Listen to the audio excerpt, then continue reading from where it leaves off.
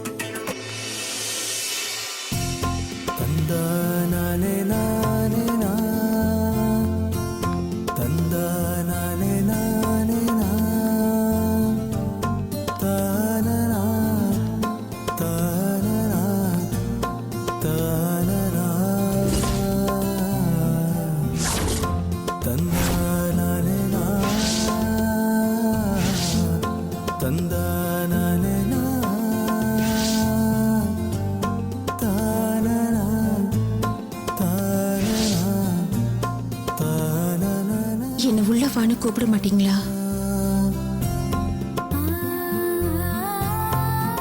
இது உன் வீடு, நீ வாழ போற வீடு. நான் கூப்பிட்டு தான் நீ உள்ள வரணுமா? நீயா வரணும்னு நான் ஆசைப்படுறேன். நீங்க கூப்பிட்டு உள்ள வரணும்னு ஆசைப்படுறேன்.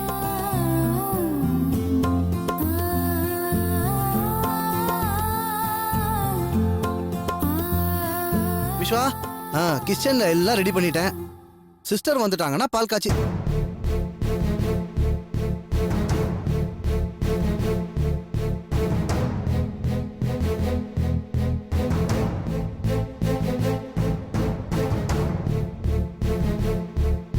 டேய் என்னடா உன் கூட வாழறதுக்காக நந்தினி சிஸ்டர் வீடு தேடி வந்திருக்காங்க.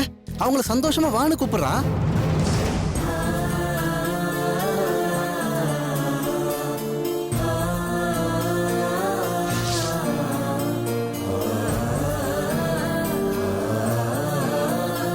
கூப்பிடுறா.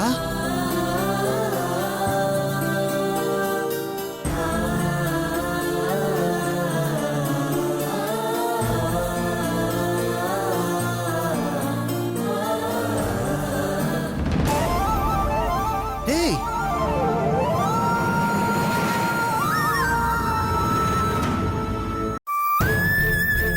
வாங்க நந்தினி, நாங்க ஃபர்னிச்சர்லாம் அடுக்கி வச்சுட்டு இருந்தோமா, அந்த பெட்ரூம்ல மட்டும் கொஞ்சம் அரேஞ்ச்மெண்ட்லாம் பண்ண வேண்டி இருக்குன்னு போயிட்டான்.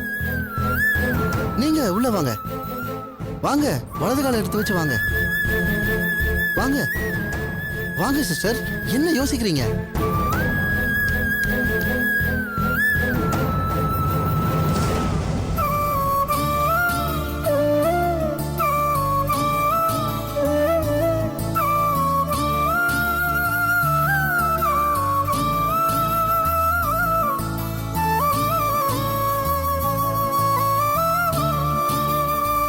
உள்ள போங்க.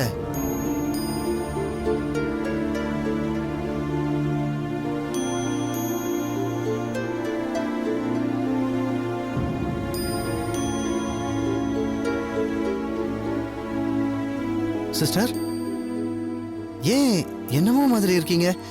அவன் உள்ளவான்னு கூப்பிடலனா?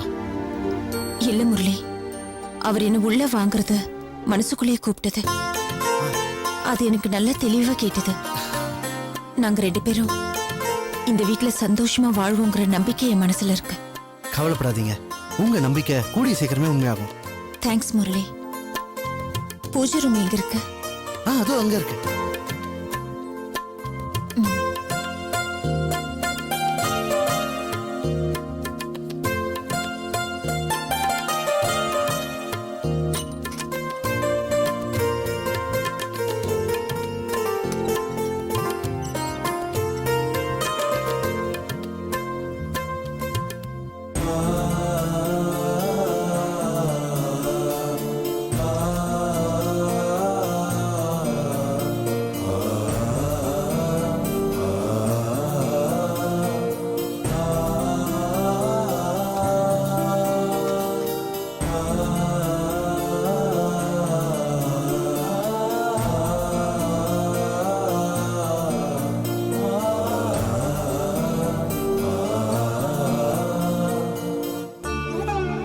கடவுளே, எனக்கு அமைஞ்சிருக்கிற இந்த வாழ்க்கை உலகத்துல வேற எந்த பொண்ணுக்குமே அமைஞ்சிருக்காது.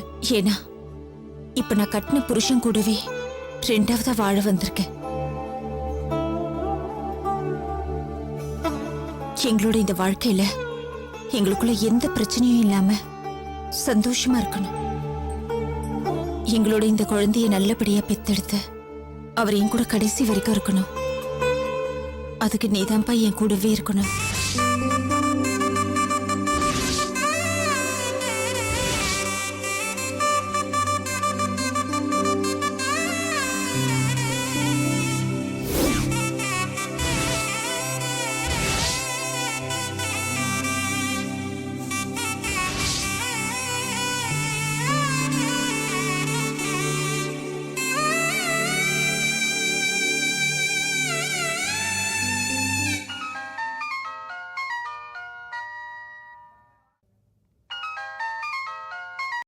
ஹலோ அண்ணி, நான் தான் மீனாட்சி பேசுறேன். சொல்லுங்க அண்ணி. ஏண்ணி, நீங்க கேட்டது மாதிரி விஸ்வா உங்களுக்கு சத்தியம் பண்ணி கொடுத்தானா? சத்தியெல்லாம் பண்ணிட்டு தனி கொடுத்தனத்துக்கும் கிளம்பி போயிட்டான். போயிட்டான்னா அப்படின்னா நீங்க போகலையா அண்ணி? என்ன நீ இப்படி கேக்குறீங்க? நான் எப்படி போவேன்? விஸ்வா கூட பால் காய்ச்சறதுக்காவது கூட வாங்கம்மான்னு கூப்பிட்டான். நான் தான் அவங்கிட்ட அந்த தர்தரம் முடிச்ச நந்தினி இருக்கிற வீட்டு பக்கமே நான் வரமாட்டேன்னு சொல்லி நீ மட்டும் போப்பான்னு அவனை அனுப்பி வச்சுட்டேன். ஆ, என்ன அண்ணி இப்படி பண்ணிட்டீங்க? என்ன நீ? நான் கரெக்டா தானே பண்ணேன். நேத்து கூட விஸ்வா என்கிட்ட தண்ணி குடுத்தனம் போறதுக்கு நம்ம கிட்ட இருக்கிற வீடுகள்ல ஏதாவது ஒரு வீடு தாங்கமான்னு கேட்டா. ஆ, அப்பா வாங்கின எந்த வீட்லயும் அந்த நந்தினியோட கால் படக்கூடாதுன்னு சொல்லி நான் மறுத்துட்டேன். ஆஹா. இப்ப அவ வாழ்ற வீட்ல என் கால் எப்படி நான் பட விடுவேன்? அண்ணி இப்ப அது விஷயம் இல்ல அண்ணி. ஏற்கனவே அவங்க தனி கொடுத்தன வாழ்க்கையில யாரோட தொந்தரவும் இல்லாம நம்ம விஸ்வாவை தான் பக்கம் இழுக்கிறதுக்காக அந்த நந்தினி அவ குடும்பத்தோட சேர்ந்துக்கிட்டு என்னெல்லாம் திட்டம் வச்சிருக்காளோ தெரியல. இப்போ நீங்களும் அந்த பக்கம் வரமாட்டேன்னு சுத்தமா ஒதுங்கிட்டீங்கன்னா அவளுக்கு அது வசதியா போயிடுமே. அண்ணி, உங்க போக்குவரத்து அந்த பக்கம் சுத்தமா இல்லைன்னு ஆயிடுச்சுன்னா நந்தினியோட அப்பா அம்மா எல்லாரும் அடிக்கடி அங்க வர ஆரம்பிச்சிருவாங்க. அதுக்கப்புறம் அவங்க எல்லாருமா சேர்ந்து விஸ்வாவை தொந்தரவு பண்ணி குடும்பமே அவன் கையில காலில் விழுந்தாவது நந்தினிக்கு குழந்தை பிறக்கிறதுக்கு முன்னாடியே விஸ்வாவை அவங்க பக்கம் இழுத்துருவாங்க அண்ணி. ஐயோ, அதுக்கப்புறம் விஸ்வாவை மறுபடியும் நம்ம பக்கம் இழுக்கணுங்கிறது கனவுல கூட நினைச்சு பார்க்க முடியாது அண்ணி. இல்ல நீ, நீங்க சொல்ற மாதிரி எல்லாம் நடக்காது. அவங்கெல்லாம் என்னதான் கெஞ்சினாலும் கதறினாலும் என் புள்ள அவங்க பக்கம் சாய மாட்டா. என்கிட்ட சத்தியம் பண்ணிட்டு தான் போயிருக்கா. ஐயோ அண்ணி, சத்தியத்தெல்லாம் விடுங்க அண்ணி. அந்த நந்தினி பயங்கரமான சதிகாரி, அது உங்களுக்கே நல்லா தெரியும். அது தெரிஞ்சிருந்தும் நீங்க இப்படி ஒதுங்கி இருந்தீங்கன்னா ஐயோ அது சரியா வராது அண்ணி. ரொம்ப தப்பாயிடும் அண்ணி. இத பாருங்க அண்ணி, நான் சொல்றத நல்லா யோசிங்க. ஒரு தடவைக்கு 100 தடவை யோசிங்க. நான் உங்களுக்கு அப்புறமா ஃபோன் பண்றேன்.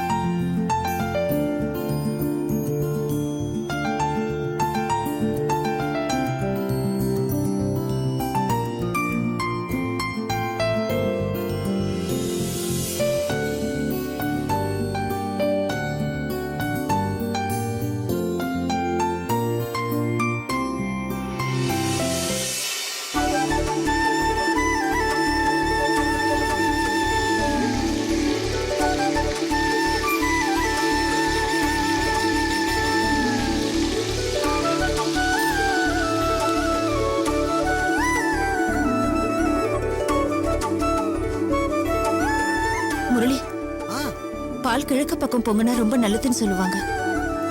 இப்ப கிழக்க பார்த்து தான் பொங்கி இருக்கு. மனசுக்கு ரொம்ப சந்தோஷமா இருக்கு. சிஸ்டர், இன்னைக்கு பால் பொங்கின மாதிரியே கூடிய சீக்கிரமே விஸ்வாவோட மனசும் அவங்க அம்மாவோட மனசும் மாறி உங்க வாழ்க்கையும் சந்தோஷமா பொங்கதான் போகுது. நீங்க சொல்ற மாதிரி கூடிய சீக்கிரமே நடக்கட்டும். நானும் கடவுள்கிட்ட அப்படிதான் வேண்டிட்டு இருக்கேன். நந்தினி,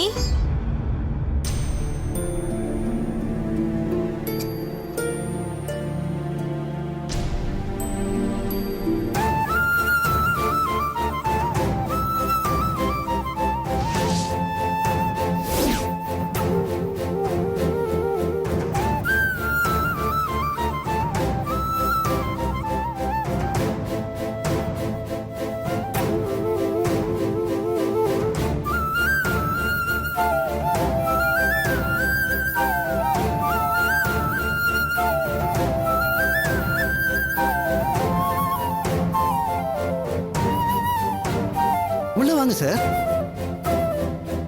சிஸ்டர், உள்ள வாங்கன்னு கூப்பிடுங்க.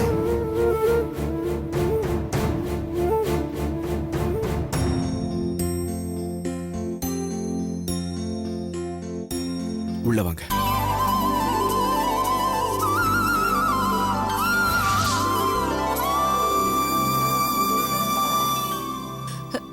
வாங்கம்மா, வாங்கப்பா, வாங்க. வணக்கம் மாப்பிள்ள. உட்காருங்க. இருக்கட்டும். மேல கபோர்ட் கொஞ்சம் ப்ராப்ளமா இருக்கு, பார்க்கலாமா?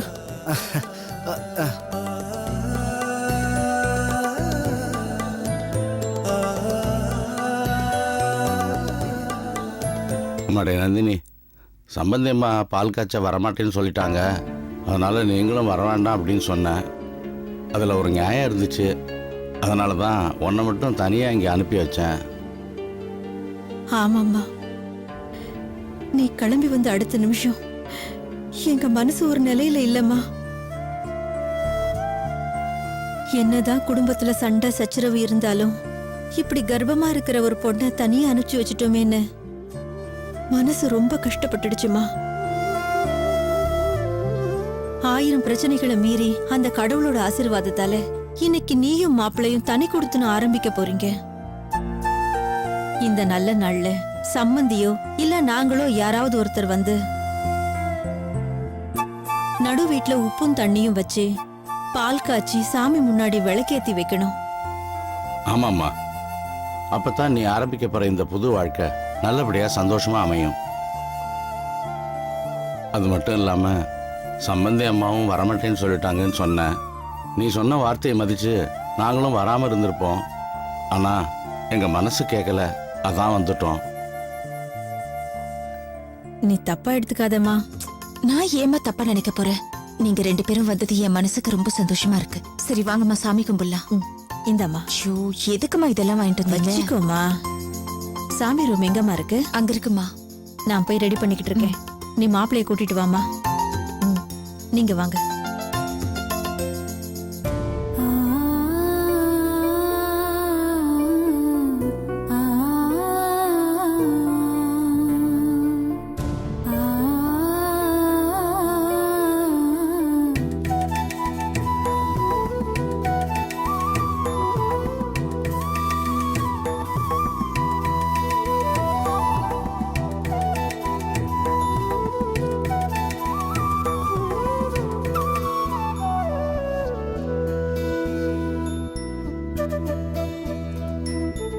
நந்தினி, காய்ச்சின பால் எடுத்துட்டு வந்து எல்லாருக்கும் கொடு. சரிம்மா. அம்மா வாங்க, வந்து உட்காருங்க. வாங்க சார்.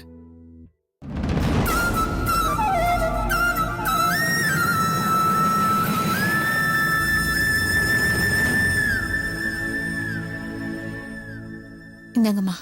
மாப்பிள்ளைக்கு கொடுமா.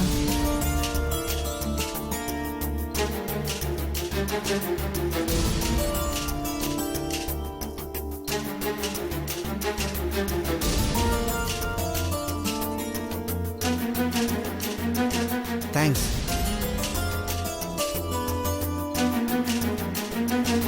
எடுத்துக்கோங்கம்மா.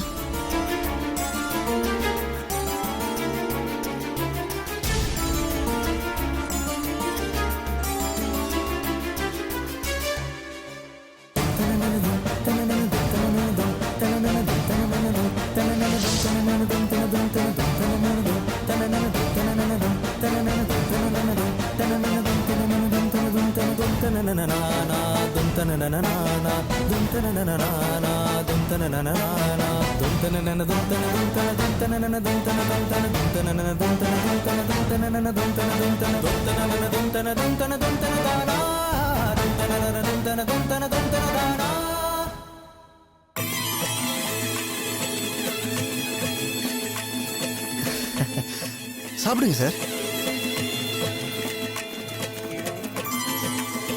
விஸ்வா,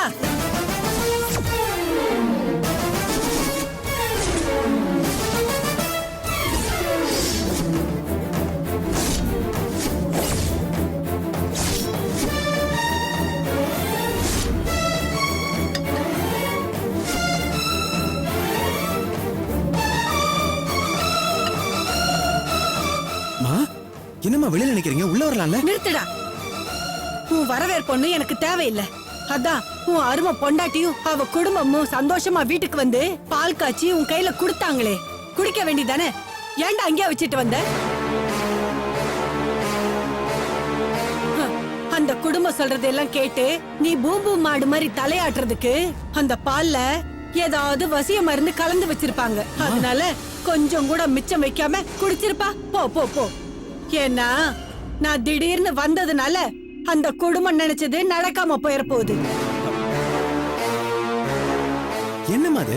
நீ பாட்டுக்கு வந்து வாசல்ல நின்னுட்டு என்னமா பேசிட்டு இருக்க? உள்ள வாமா முதல்ல. இந்த கேடுகட்டவ குடியிருக்க போற இந்த வீட்ல நான் கால் எடுத்து வைக்க மாட்டேன். அப்படி இருக்கும்போது நீ என்ன சொல்லிருக்கணும்? எங்க அம்மா வராத இந்த வீட்டுக்கு நீங்க யாரும் வரக்கூடாது, வெளிய போங்கன்னு சொல்லிருக்கணும். அப்படி சொல்லாம இந்த கும்பலை வீட்டுக்குள்ள சேர்த்துக்கிட்டு கும்மாலம் போட்டுக்கிட்டு இருக்கியா? உன்னை என் புள்ளன்னு சொல்லிக்கிறதுக்கே எனக்கு வெக்கமா இருக்குடா. நான் யாரையும் வர சொல்லமா?